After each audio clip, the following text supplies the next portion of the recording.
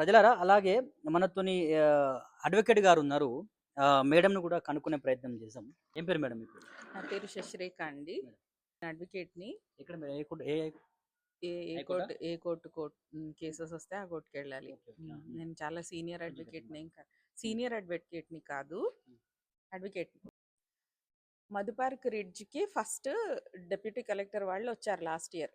వచ్చి హుహు. మీ land acquisition చేస్తాము అని చెప్పారు. హ్మ్. చెప్తే మా వాళ్ళందరికీ అంటే మేమంతా కూడబలుక్కున్నాం ఏమనంటే, ఆయన ఒక గవర్నమెంట్ ఆర్డర్‌తో వస్తే మన ల్యాండ్ విస్తీర్ణం ఎంత? ఎప్పుడు కట్టారు? ఎంతమంది ఉంటున్నారు? ఇటువంటి వివరాలన్నీ ఇద్దాము అనుకున్నాం.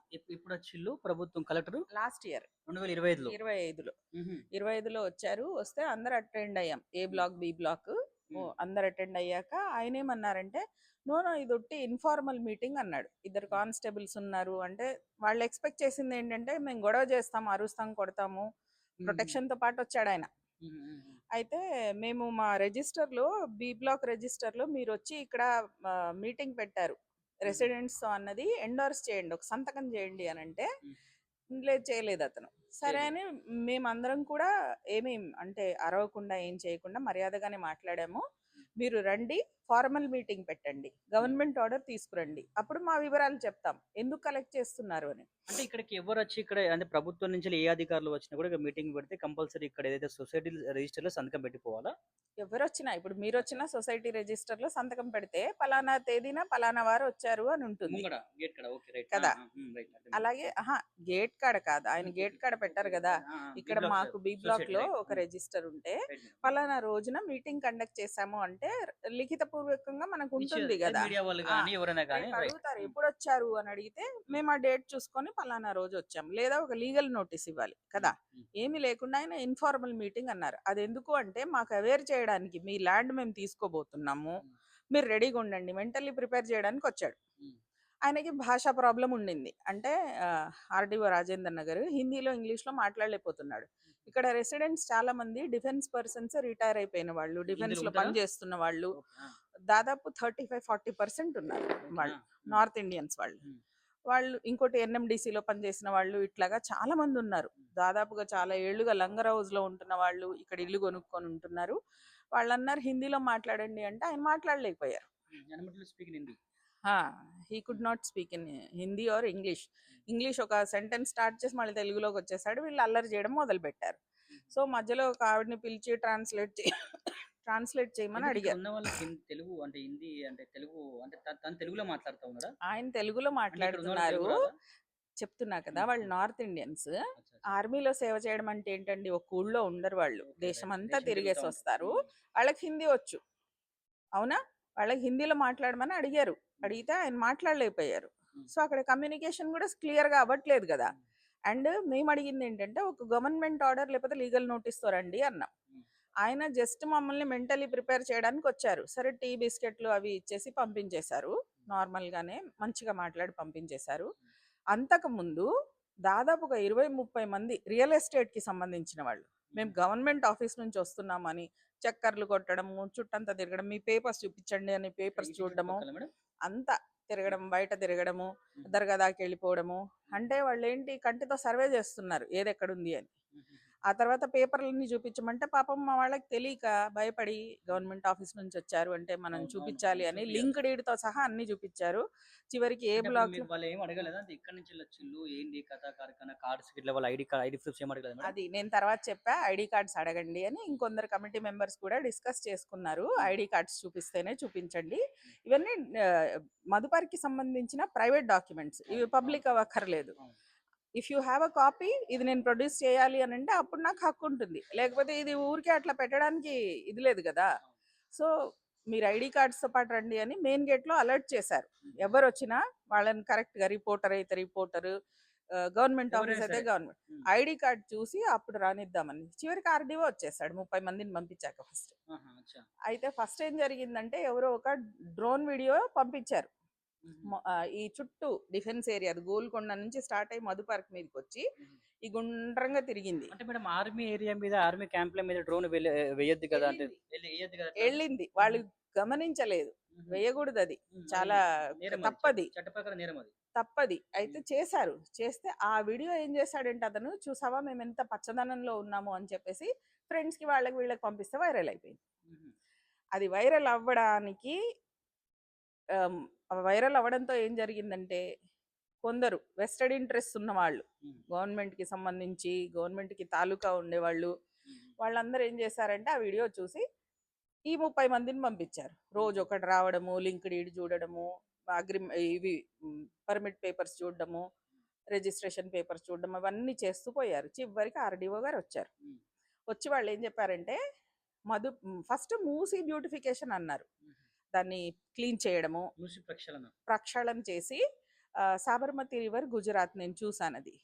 చక్కగా రివర్ బెడ్నంతా చక్కగా సిమెంట్ వేసి సైడ్‌కి అంత walking space, running track, cycling track అన్నీ పెట్టి చాలా శుభ్రంగా చేశారు వాళ్ళు. అక్కడ ఎవరి ఇళ్ళు పడగొట్టడం, కూలదోయడం అన్నీ చేయకుండా నది వరకే చేసుకున్నారు. ఇప్పుడు కూడా మూసీ ప్రక్షాళన స్కీమ్‌లో హైడ్రాలో ఫ్లడ్ లెవెల్ వరకు ఎక్కడి వరకు అయితే ఉందో అక్కడ వరకు ఇవ్వడానికి మధుపార్క్ వాళ్ళు రెడీగానే ఉన్నారండి. దానికి ఎవరు అపోజ్ చేయట్లేదు. మాది తర్వాత రూపాంతరం చెందింది. ఎలాగా, ఫస్ట్ బ్యూటిఫికేషన్ అయింది, తర్వాత రీజువినేషన్ అన్న ప్రాజెక్ట్ వచ్చింది. ఫస్ట్ రెస్టోరేషన్, తర్వాత రీజువినేషన్ అని వచ్చింది.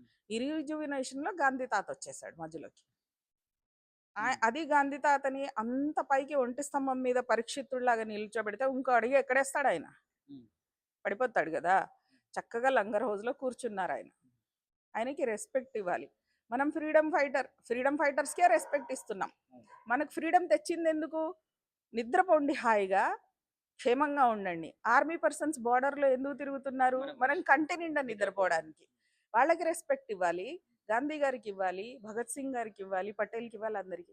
సర్దార్ పటేల్ ఎక్కడ తీసుకొచ్చి ఇళ్ళు కూలగొట్టి ఇంటి మధ్యలో చౌరస్తాలో పెట్టారా? ఎక్కడ పెట్టారండి? అడవిలో ఆదివాసీల దగ్గర, ట్రైబల్స్ దగ్గర ల్యాండ్ తీసుకొని, లేదు ఆదివాసీల భూమి, ట్రైబల్ ల్యాండ్స్, వాళ్ళ దగ్గర ల్యాండ్ అక్విజిషన్కి అడిగి తీసుకొని సర్దార్ పటేల్ విగ్రహం అక్కడ పెట్టారు.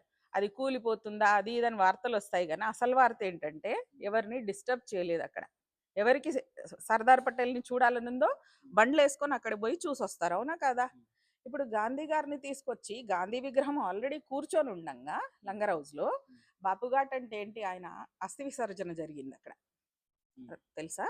అస్థి విసర్జన జరిగింది అక్కడ. యాషెస్ కలిపారు అక్కడ, రెండు మూసి ఈసా రెండు కలిసే కాన్ఫ్లుయెన్స్ అంటే సంగమం. ఆ సంగమం, అందుకే సంగమం యాక్చువల్లీ దాన్ని త్రివేణి కాదమ్మా, ఇక్కడ రెండు పాయలు సంగమం, ఇక్కడ మూసి ఈసా మనది. త్రివేణి కాదు, 3 పాయలు కాదు, 2. అయితే దాన్ని సంఘం నుంచి సంఘం అయిపోయింది వాడుకలో.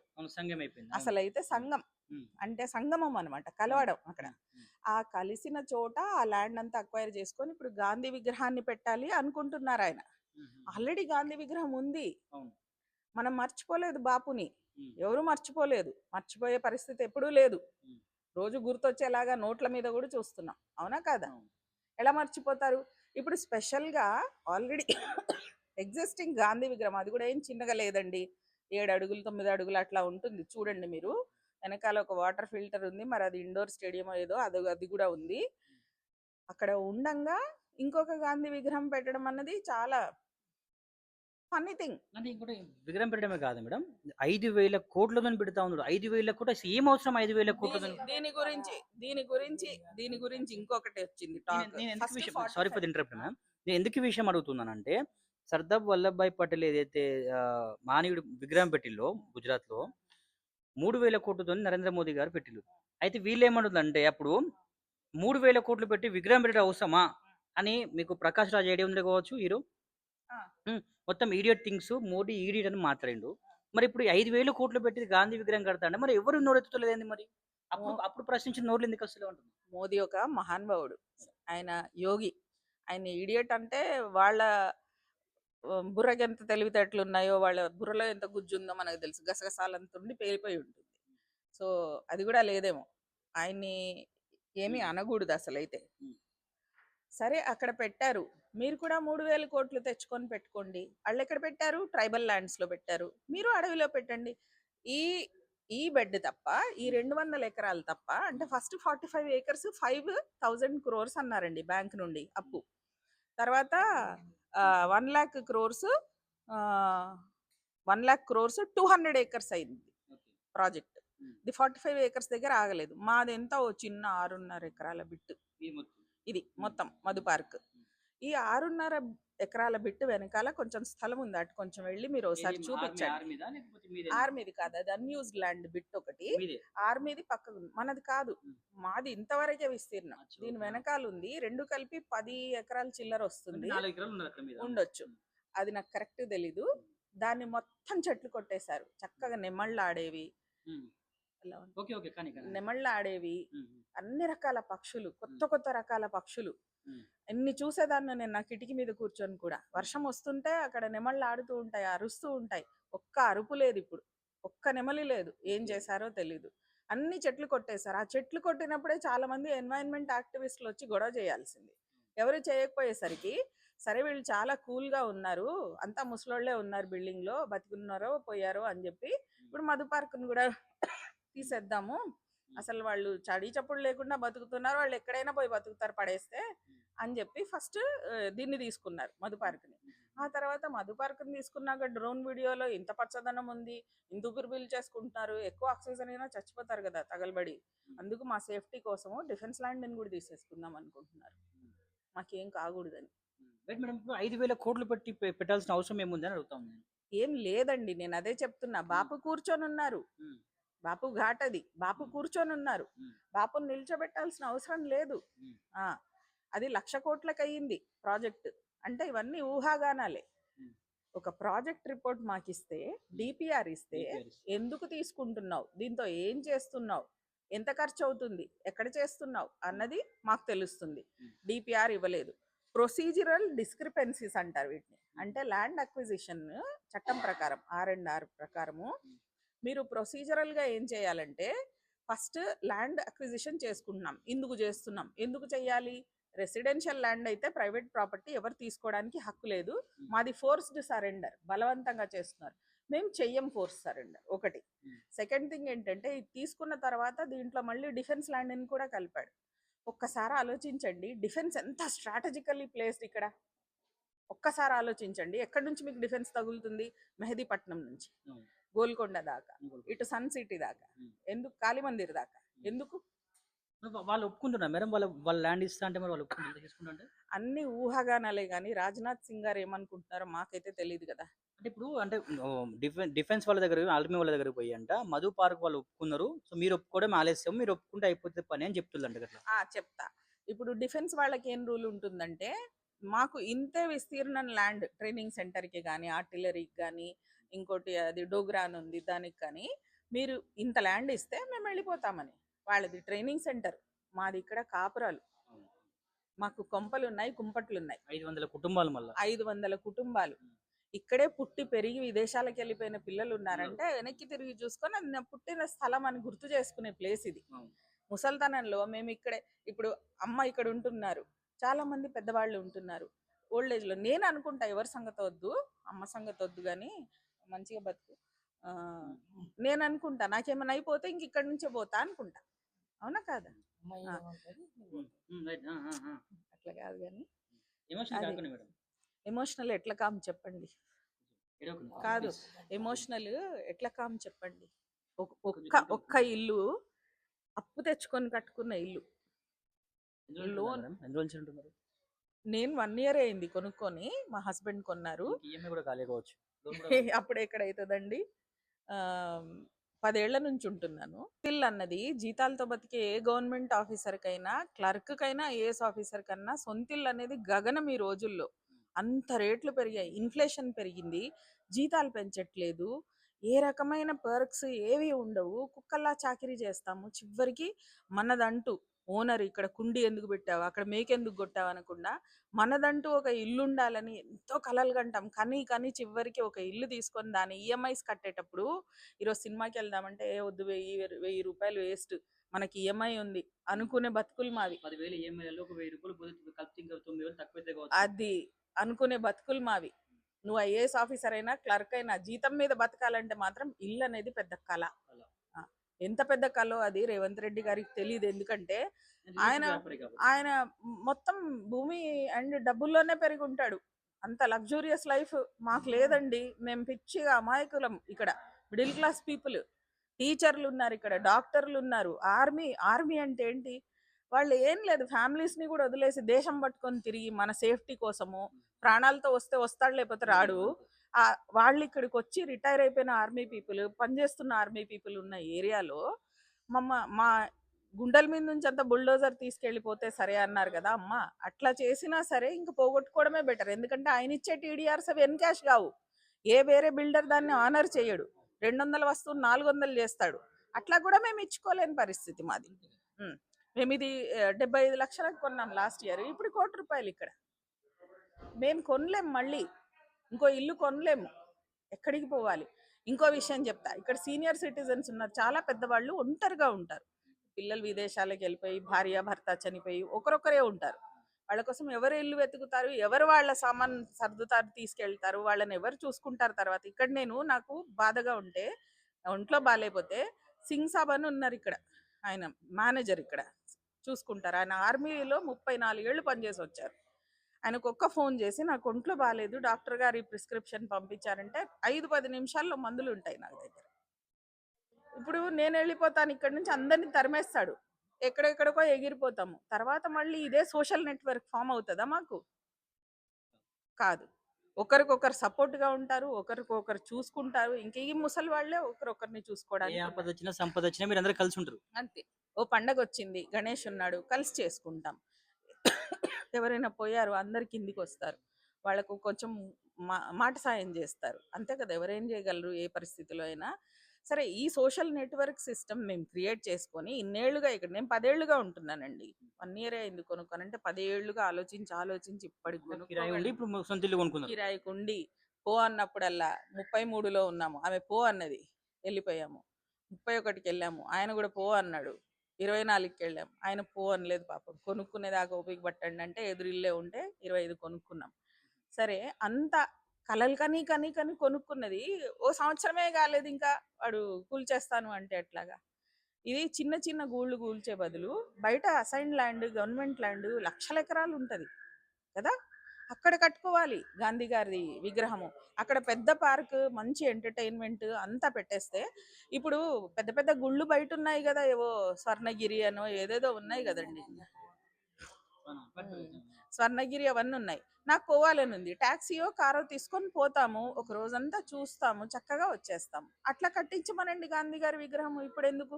జీతాలంటే గుర్తొచ్చింది, ఆశా వర్కర్లకు జీతాలు లేవు, మనుషులకి పెన్షన్, వేరే ఉద్యోగులకు కూడా జీతాలు ఇవ్వడానికి డబ్బులు లేవు, మనుషులకి పెన్షన్లు ఇవ్వలేక డబ్బులు లేవు స్టేట్ దగ్గర అని చెప్పి ఇప్పుడు రిటైర్మెంట్ ఏజ్ ఇంకో 2-3 ఏళ్ళు పెంచుతాడంట. రిటైర్మెంట్ పెంచినా పర్లేదు మేడం, రిటైర్మెంట్ అయిన వాళ్ళకి కూడా ఇంకా వాళ్ళకి బకాయిలు లేవు. ఇంకా గ్రాట్యుటీ, పెన్షన్ ఇవన్నీ ఇవ్వడానికి డబ్బులు లేనప్పుడు నువ్వు 5,000 కోట్లో 1,00,000 కోట్లో తెచ్చి ముందు జీతాలు ఇవ్వు రేవంత్ రెడ్డి, జీతాలు ఇవ్వు. అన్నం తినని అందరినీ, నువ్వు బంగారం తిను, వజ్రాలు తిను, అందరిని అన్నం తినని, పచ్చడి మెతుకులైనా తినని, జీతాలు ఇవ్వు. ఎందుకు ఉసురు తగిలించుకుంటున్నావు? ఆ అమ్మ అన్నట్టు నీకు ఒకతే బిడ్డ, ఒకటే కొడుకు. ఆమెకి బిడ్డకి మళ్ళా ఒక కొడుకు. వాళ్ళు మంచిగా ఉండి కడుపు నిండా తినడానికి ఓ 100 ఎకరాలు సరిపోవా? ఇన్ని లక్షల కోట్లు ఎక్కడ దాచి పెట్టుకుంటావు? ఏం చేసుకుంటావు? మేము కొనుక్కున్నది చిన్న ఇల్లు. నీ బాత్రూమ్ అంత ఉండవు మా ఇల్లు. ఎందుకు కావాలి నీకు మా ఇల్లు? అవసరం లేదు. ఫోర్స్డ్ సరెండర్ మేము చెయ్యం. ఒకటి. సెకండ్ థింగ్, జీతాలు అందరికీ. వెనక్కి తిరిగి చూసి రేవంత్ రెడ్డి జీతాలు ఇచ్చాడు, రేవంత్ రెడ్డి పరిపాలనలో పవర్ కట్ లేదు, మంచినీళ్ళకి బాధపడలేదు, ఇట్లా అనుకోవాలి. కేసీఆర్ హయాంలో అమ్మ చెప్పినట్లు 2016 పెన్షన్ చేశారు. ఒక అపర భగీరథుడు దిగాడు. ఇంజనీరింగ్లో డిప్లొమా చేసిన హరీష్ రావు గారు, ఒక్క సాధారణమైన మనిషి 3 సంవత్సరాల్లో ఒక ప్రాజెక్ట్ని కంప్లీట్ చేయించడం అంటే అసాధ్యం. ప్రపంచంలోనే ఎవరు చేయించలేరు. ఆ మహానుభావుడు చేయించాడు. ఎన్ని లక్షల ఎకరాలు తడుస్తుండొచ్చు. బాగుపడుతున్నారా లేదా? ఇంకోటి, కోనసీమలో కాళేశ్వరం ప్రాజెక్ట్ గురించి కదా. అవునండి, కాళేశ్వరం ప్రాజెక్ట్ గురించి ఇంకే ప్రాజెక్ట్ చేశారు టిఆర్ఎస్ వాళ్ళు? ఇంకా వేరే ప్రాజెక్టులు ఇంకేం చేశారు? ఎవరైనా ఎమోషనల్ కాకుండా మేడం, ఎమోషనల్ కాని పరిస్థితి ఏం లేదు. సంవత్సరం నుంచి నిద్రపోవట్లేదు, జ్వరాలు వస్తున్నాయి అందరికి, వంటలు కూడా సరిగా చేసుకోవట్లేదు, తినట్లేదు, తిన్నా అరగట్లేదు, సహించట్లేదు. రైట్. ఇప్పుడు మేడం ఇప్పుడు మీ ఈ 500 కుటుంబాల తరపున ఆ, రేవంత్ రెడ్డికి మీరు ఒక వన్ వర్డ్‌లో అంటే మీరు వార్నింగ్ ఇస్తారా? రిక్వెస్ట్ చేస్తారా? మీరేం చేస్తారో ఒకటి చెప్పండి. వార్నింగ్ ఇవ్వడానికి నేనేం ప్రైమ్ మినిస్టర్ మోదీని కాదు, అమిత్ షాని కాదు. అంటే వాళ్ళు కాకుండా కామన్ పీపుల్‌గా ఓటేసినందుకు మీకు హక్కు ఉంటది కదా మేడం. కడుపు మండిన వాడు శపిస్తే చాలా పాపం తగులుతుంది, ఉస్సురు తగులుతుంది. ఆ అమ్మ మొన్న అన్నది, నీకున్నది ఒకటే బిడ్డ, ఆమెకు మళ్ళీ ఒకడే కొడుకు, ఇంతమంది ఉసురు తాకిపోతావు రేవంత్ రెడ్డి అని అన్నది. ఈ కాలంలో శాపాలు ఎవరు నమ్ముతున్నారు అన్నది ఒక ఆమె మొన్న వచ్చి. పెద్దవాళ్ళ ఉసురు తగిలితే బ్రతుక్కి చావుకి మధ్యలో ఉంటారు, బతుకుతున్నామా చచ్చిపోయామా తెలియకుండా ఉంటది అది. అట్లా ఉంటది, పెద్దవాళ్ళ ఆశీర్వాదమే తీసుకోవాలి కానీ శాపం తీసుకోకూడదు అని అన్నాను. పెద్ద చిన్న అని కాదు, ఎవరికి అన్యాయం జరిగినా వాడి కడుపు మంటలోంచి వచ్చిన ఊసురు కంపల్సరీ బ్యాంక్ బ్యాలెన్స్ లాగా, అది బ్యాంక్ బ్యాలెన్స్ లాగా నిక్షిప్తమై ఉంటుంది. ఆయనకు వడ్డీతో వడ్డిస్తాడు భగవంతుడు. మేము శాపం పెట్టేంత ధైర్యం ఉన్న వాళ్ళం కాదు, తిట్టేంత ధైర్యం ఉండే వాళ్ళం కాదు. ఒకటి, మేము మాత్రం భూమి ఇవ్వము, నువ్వేమైనా చేసుకో, ఎక్కడికన్నా పో. బలవంతంగా గుంజుకుంటే ఏం చేస్తారు? బలవంతంగా మేము ఇవ్వము, మేము లీగల్ రీకోర్స్ తీసుకుంటాము. అప్పటికి కూడా ఇవ్వకపోతే అమ్మ చెప్పినట్టు అక్కడంతా బుల్డోజర్ మెయిన్ గేట్ దగ్గర వరుసగా పడుకుంటాం, బుల్డోజర్ మా మీద నుంచి ఎక్కించేసి అప్పుడు మధు పార్క్ కూలగొట్టేసుకో. ఎలాగూ మాకు పునరావాసం కల్పించే అవసరం లేదు కదా, ఇంకా మేమే లేనప్పుడు మాకేం పునరావాసం కూడా అక్కర్లేదు. మా కోసం ఏడ్చే వాళ్ళు కూడా ఏం లేరు, పిల్లలంతా దూరంగా ఉన్నారు. సర్లే, అందరినీ గుంపుగా ఎత్తేసి ఆ మూసీలో పడేసి పూడ్చేయమని చెప్పు. అప్పుడు అమ్మ చెప్పినట్టు గొప్ప పేరు ప్రతిష్టలు వస్తాయి. మహాత్మా గాంధీ విగ్రహం పక్కన ఆయనది కూడా ఒకటి కట్టించుకోవచ్చు. ఇది సుశీల, రేవంత్ రెడ్డి ఇప్పటికైనా కొంచెం బుద్ధి తెచ్చుకో. ఇప్పటికైనా బుద్ధి తెచ్చుకో. ఇంత పెద్ద పెద్ద వాళ్ళు, ఆ పెద్ద మనిషి కూడా ఇప్పుడు ఈ మేడం శశిరేఖ మేడం ఎవరైతే ఉన్నారో అడ్వకేట్ గారు, సో ఇంత ఇంత ఎమోషనల్ అయ్యి కూడా వాళ్ళు చెప్తా ఉన్నారు, ఇంత బాధపడుతూ ఉన్నారు. ఆఖరికి మేము సచ్చినా సరే మా ల్యాండ్ ఇయ్యము, మీకు ఇంకా బలవంతంగా మమ్మల్ని ఈ గుంజుకోవాలనుకుంటే ఆ గేట్ దగ్గరనే బుల్డోజర్ తీసుకొస్తే మా మీద నుంచి వెళ్ళి బుల్డోజర్ తీసుకపోండి, దాని తర్వాతనే ఇక మాకు ఇల్లు కూర్చో అవసరం లేదు కదా అని చెప్తా ఉన్నారు. ఇప్పటికైనా వాళ్ళ బాధను వాళ్ళ బాధను అర్థం చేసుకుని వాళ్ళ కంట్ల నుంచి వస్తున్న ఒక్కొక్క కన్నీటి చుక్కనైనా గుర్తుపెట్టుకో రేవంత్ రెడ్డి. ఇప్పుడు వాళ్ళని కూడా నేను అంటా ఉన్నా, ఎందుకంటే నా లెక్క తిట్టుడు నాకు తెలిసి ఇది భూమి దొరకడు, ఈ మీడియా ఛానల్ కూడా దొరకడు నా లెక్క తిట్టుడు. వాళ్ళ ఉసిరి తాకిపోతావు రేవంత్. ఇది మంచి మర్యాదగా చెప్తా ఉన్నా. ఒకసారి నిన్ను రేవంత్ అన్నందుకే నా మీద ఏదో చెప్పించినావు కదా, ఇప్పుడు కూడా చెప్తా ఉన్నా, మిస్టర్ రేవంత్ వాళ్ళ ఉసురు పోసుకోకు. వాళ్ళ రేవంత్ బాబు, జీతాలు ఇవ్వు నాన్న, జీతాలు ఇవ్వు. చూసినావా రేవంత్, ఎంత ఎంత ఎంత కడుపు మంటతో ఉన్నారు వాళ్ళు, ఎంత కడుపు మంటతో ఉన్నారు వాళ్ళు. పాపం కంటి నిండా నిద్ర లేకుండా వాళ్ళు సంవత్సరం నుంచి ఇబ్బంది పడుతూ ఉన్నారు. ఒకవేళ నిజంగానే రేవంత్ రెడ్డి నీకు ఒకవేళ గాంధీ స్టాచ్యూ పెట్టాలనుకుంటున్నావు, నువ్వు అంటా ఉన్నావు కదా ఎఫ్టీఎల్ కిందకి వస్తుంది, బఫర్ జోన్ కిందకి వస్తా ఉంటున్నావు కదా. మరి ఎఫ్టీఎల్ బఫర్ జోన్ కింద మల్లారెడ్డి కాలేజెస్ ఉన్నాయి, మల్లారెడ్డి గారి కాలేజెస్ ఉన్నాయి, పల్లా రాజేశ్వరికి సంబంధించిన అనురాగ్ యూనివర్సిటీ కాలేజెస్ ఉన్నాయి, నల్ల మల్లారెడ్డి కాలేజెస్ యూనివర్సిటీస్ ఉన్నాయి.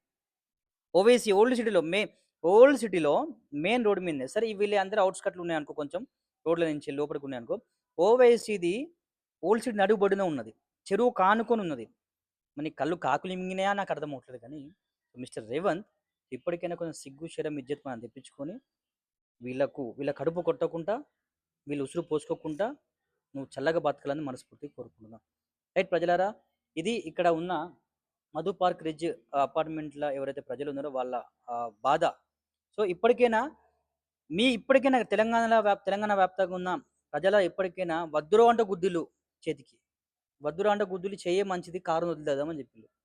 సరే అది మీ ఇష్టం, కానీ ఇప్పటికని చెప్తా ఉన్నా, ఒక్కసారి పోయి ఎస్యూ భూములు గుంజుకుంటా అన్నారు, ఎఫ్టీఎల్ అయిపోయినాయి, ఇప్పుడు మధు పార్క్ అన్నారు, ఇడికచ్చి ఇప్పుడు వీళ్ళ జీవితాలలో నాశనం, వీళ్ళ జీవితాలలో మన్ను కొట్టే ప్రయత్నం చేస్తాం. రేపటి కలగా మీ ఇంటికి జోలికి రావడానికి గ్యారంటీ ఏంది, నమ్మకం ఏంది? సో ఇప్పటికైనా ఒకసారి బుద్ధి చెప్పాలి ప్రభుత్వానికి, ఒకసారి బుద్ధి చెప్తేనే వానికి తెలివస్తుంది, వాని ఇద్దరి నుంచి బయటకు వస్తుంది. ఒక వీడియో ఈరోజే చూసాను, అందులో రేవంత్ రెడ్డి అంటున్నాడు, అసలు మధు పార్కుని అంత కన్స్ట్రక్షన్ చేసింది కూలగొట్టి ఆ సిమెంట్ వేస్ట్, ఆ ప్రజల బాధలన్నీ పడే బదులు రెగ్యులేషన్ చేసుకోవచ్చు కదా, రెగ్యులరైజేషన్ చేసుకోవచ్చు కదా అంటున్నాడు. ఎప్పుడు ముందంటున్నాడు, పదవిలో లేనప్పుడు. పదవిలోకి వచ్చాక రెగ్యులరైజేషన్ అయిపోయింది, అన్నీ అయిపోయినాయి మాకు, అంతే, పక్కా పట్టా ఉన్నాయి, అన్నీ ఉన్నాయి. ఇప్పుడు ఆయన పదవిలోకి వస్తే మొత్తం కూలగొట్టేస్తా అంటున్నాడు. ఇది ఆయననే కాంట్రడిక్ట్ చేసుకుంటున్నాడు కదా, తను చెప్పిందే వ్యతిరేకత చేస్తున్నాడు. ఆ వీడియో నేను మీకు షేర్ Right. ఇది చూసిల్లు కదా, అంటే ఎట్లా చూస్తా ఉన్నాం అంటే నిజంగా డిక్టేటర్ పరిపాలన. ఒక 10 సంవత్సరాలు కేసీఆర్ పాలననే నిజంగా చెప్పాలంటే ఆ పెద్దాయన పాలన బాగుండే.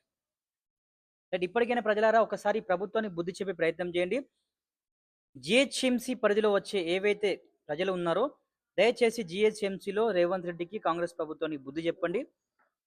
ఈ బుద్ధి చెప్తేనే వీరి ఈ అందలం ఎక్కి తెలుస్తుండే కదా రేవంత్ రెడ్డి అనే వ్యక్తి, వాడిని కిందికి దింపే ప్రయత్నం చేయండి. రైట్, ప్రజలా చూస్తుండని పిఆర్టీవీ తెలంగాణ. నేను మీ పామరాగు. Thank you.